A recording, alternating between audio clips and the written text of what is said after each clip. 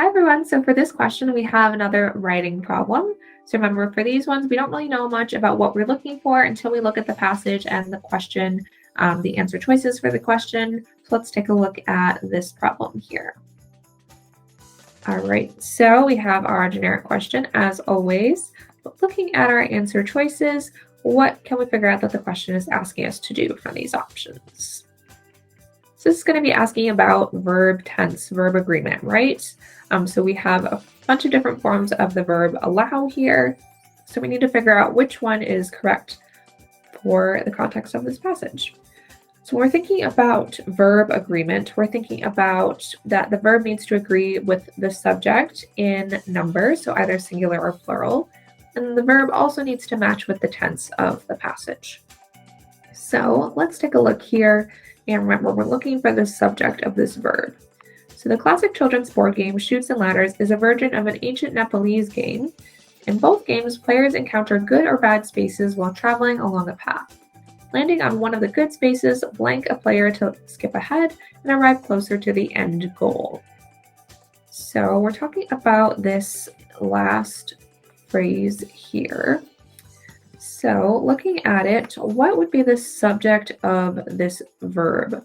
So we have allows is our verb here that we're trying to pick, and we have, allows a player is going to be something like that, or are allowing a player, have allowed a player, allow a player. So let's think which one fits best. But in order to do that, we need to identify the subject. So even though it seems like a player might be the subject, it's not quite going to be that. So looking towards the beginning of the sentence is always a good idea to start off with. So this sentence starts off with landing. So landing is actually going to be the subject here. It seems a little bit weird, but it is the noun form of a verb essentially. So we're landing on one of the good spaces, like that whole phrase is essentially the subject here. It's an act, it's a thing, it's what we're talking about is this act of landing. So landing, again, it's a little bit weird, but landing is going to be a singular subject. There's nothing that indicates that it would be plural. So can we get rid of any options based on that?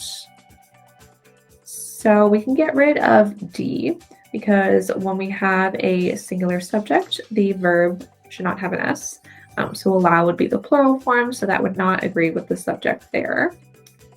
And same thing with B, we have are allowing there. And the are there, we don't know what the are is referring to. Again, we have a singular subject coming before, and so it wouldn't make sense to have the plural form of to be there, or so we can get rid of option B. Then we're between A and C, and the real difference here is the tense. So we also have the verb have, and have is also going to be the plural form, but just to talk about the tense really quick, allowed would be in the past. And does this passage indicate anything about being in the past? So it does say that we're talking about an ancient version of this game here, but we're still talking, if we look in this sentence here, in both games, player encounter while traveling, like it's all happening in the present. Encounter and traveling are both present tense verbs.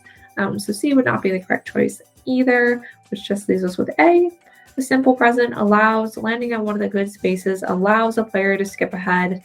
Allows matches our tense and our subject in number, so A is definitely going to be our right choice here.